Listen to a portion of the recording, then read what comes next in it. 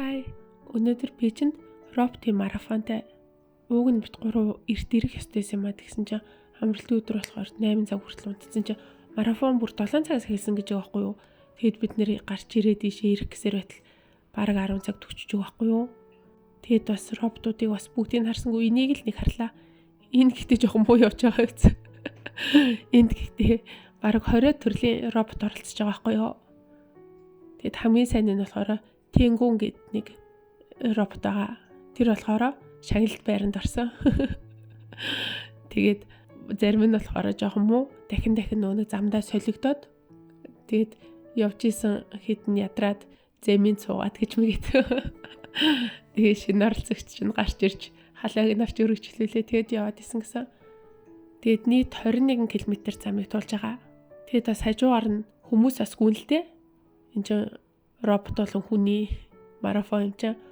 Энэ жил бүр аягүй олон хүн оролцсон гэсэн 12,000 орчим хүн марафонд оролцсон гэсэн. Тэгээд 20 робот оролцсон гэсэн. Тэгээд хамгийн мундаг гэдэг тэр Тэнгүүн гэд робот нь за бараг 2 цаг гарны хугацаанд ороод ирсэн гэсэн шүү дээ. Тэгэхээр мундаг бааз амар хурдангуйцсан.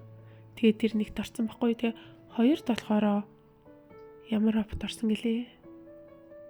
За нөх хинж шиг нэг жижигхэн робот хүүхд робот гэх юм уу?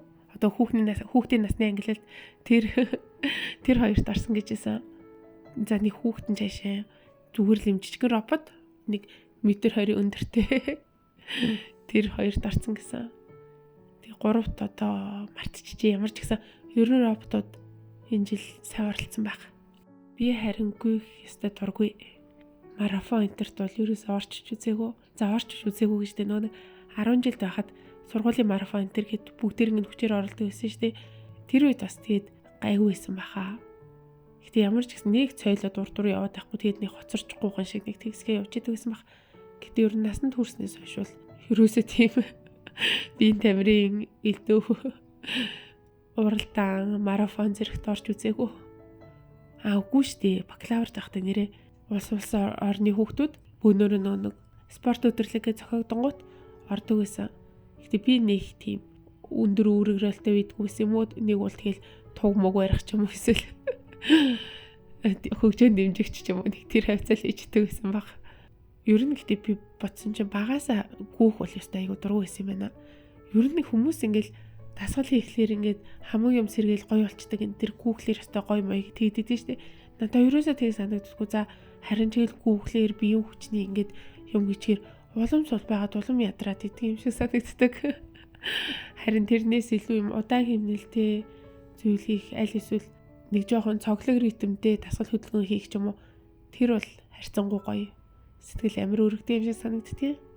Би ер нь багасаа л биеийн тамирын хичээл тийм дуртай байгаагүй. Нэг амжилт үзүүлж чаддаггүйсэн болохоор тэгэл багш нэг бөөнөр нь ингээд биеийн тамирын заалд тойруулаа гүйлгэж мүлэхээр нэг төвхтэй л гэдэг байсан шүү дээ. Яжгаад би нэг октоодын хамгийн өндөртөн зогсдог за.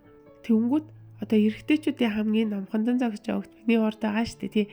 Тэгээ тэр бит хоёр ингээл би билүү хөшөлцөөч ч юм уу эсвэл ингээл би хараас нөшөлөл эргэж ирж напаа хөшөглөөл.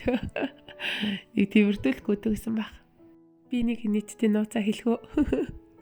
Би одоо ингээд октоодын хамгийн өндөр дээр нь зогсдог гэсэн. Нөхөр маань болохоор яг ингээ хажууд зогсдог нөгөө эрэгтэй октоодын хамгийн намхан доор нь зогсдог гэсэн гэж байгаа байхгүй юу. Тэгээ одоо бид хоёр ихнэр нөхөр болсон ч гэсэн за тухайн үед багтаа тэр чи одоо баг сургуульд л гэсэн үг шүү дээ. Хөвгүүд чинь нэг 11 2 болохоор л ингээл сунаагаал явцдаг. Гэтэ тэрнээс өмнө болохоор бид хоёр за нэг фэйсбુક энтер дээр нэг зураг яваад идэг да амар том охин тэгээ хажууд баг хөлтөнд нэг жоохон эрэгтэй хөвгт хоёрын зураг яваад идэг да амар хөрхөө. Тэг чи баг бит хоёр тэр хоёр цаа. Тийм болохоор юу гэх гээд байна вэ гэвэл ангитай хамгийн өндөр цогцдог октоодаа. Ангиж хамгийн намхан залуу. Та нарын ирээдүй ханиуч магадгүй шүү гэж юу. За тэр яах вэ? Өнөөдөр гэрээ нэг цайхан цэвэрлээ. Айгуул би дараа 7 хоногт цүсний хүүдийг ахвал хагалгаанд орчвол бас тэр чинь ингээд хагалгааны дараа гам барина штий. Тэгэхээр бас хэд хоног гэрээ цэвэрлж чадахгүй байх. Тийм ч өнөөдөр нэг сайн цэвэрлээ тавь.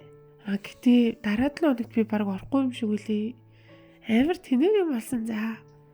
Юу вэ гэхлээр эмч залгаад маргааш ирээд хэвтэх боломж байна уу гэдгсэн баггүй юу. Тэгэхээр би боломжтой штэ гэд би ч баг энийг 2-7 хоног гарan үлээжтэй штэ. Тэгэд боломжтой гэдээ амар тэгсэн чинь тэгэд хагалгаа нь хизээ ингээ асуусан чинь чи юу ч гэсэн маргааш ирээд хэвтчих хагалгаа нь болохоор 2 дахь өдөр нь дараагийнхаа өдөр нь байдгийн гэдгсэн баггүй юу. Тэгэд би боломжтой гэдгсэн чинь за тэгвэл чамайг бүртгэж ханаад төрснөө биний ч юм ирсэн үү гэж асууж байгаа байхгүй юу. Тэгэд би би яг одоо ханиадтай байгаа шүү. Гэтэ ийм уугаад ханиад амар гайгүй болж байгаа. Тийм чи маргааш өрөнд хэвтэд гайгүй болж байгаа хаа гэдгсэн чинь үгүй дээ. Үнэг юм эндээ гэж юу. Ханиад төрсөн л бол ингээд бүтэн биеийн унтуулагтай орох болохоор ханиад төрхийг огт зөвшөөрдгөө. Тэгээд ханиад итерсний дараа 7 хоногийн дараа хагалгаанд орох боломжтой гэсэн гээд одоо ёо яана. Тэгэхээр чи миний хугацаа бүр улам хойшлоод байгаа үстэй. Тэгээд байж яхад ч айгүй л дараагийн сарын биний юм ирээд ингээд ёо мэдгүй гэж орохоо мэдгүй. Мангарын явж юм амар дулаахан үед ингээ ханиад үрчээ тэгээд тэр хагалгаатай давхцаад тийм ямар учиртай юм бэ? Гэхдээ нөгөө Монголд эмч хэлэхдээ илүүдэлжинтэй хүмүүст ханиад илүү хүнд тусдаг гэдээсэн. Тэгээ би одоо илүүдэлжинтэй болсон юм чи ёо улам юм хүнд тусаа тэгээд ийм амар сайн ууж байгаа ч гэсэн ингээл эдгэрэх хугацааны юм удаан байгаад байгаа. За гэхдээ одоо тэгээ явах тий. Хурдан ханиадаа идгээгээд эмч залгахыг хүлээгээл байж байгаас өнөөдөр нөгөө роботын марафон надад айгүй гүн сэтгэлүүлдээсэ. Их гоё чаашин гэхдээ ямар ч ихсэн юм нэг шилжилтийн түүхийн гэрч болж байгаа юм шиг л мэдрэмж төрүүлсэн. Юу яриад байна гэхлээр одоо жишээ нь хүн л гэхэд мичнээс үүсч хувирч би болсон гэж тэгжээ штэ тий. Тэгэнгүүтээ энэ хувирлын явцыг болохоор одоо өнөөгийн бид нарыг бүтээх юм одоо үе явц гэд яриад байдсан штэ тий. Тэгэнгүүтээ одоо үед болохоор бид нэр энэ хүн төрлөختөн бол ирээдүй робот бий болох бас нэг үйл явц нь үе шатна гэж яригадаад байдсан штэ тий.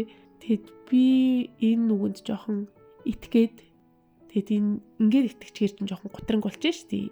Одоо жишээ нь намайг хүүхэд байхад л ингээл гар утас дөнгөж анх хэрэглэн төвтөрч эхлээл тэгсэн чи одоо юу илээ дээ. Бүр амьдралын салшгүй нэгэн зүйл болчиход байгаа штэ. Яг тэрэн шиг ингээд хүн маань одоо ингээд роботын уралдааныг үзэж байгаа ч гэсэн миний насны дээр очиход одоо тэгэл нийгэм ертөнц тэр таяараа роботжол тийм л нийгэмд амьдрах байх таа гэж бодогцээ. За бай бай.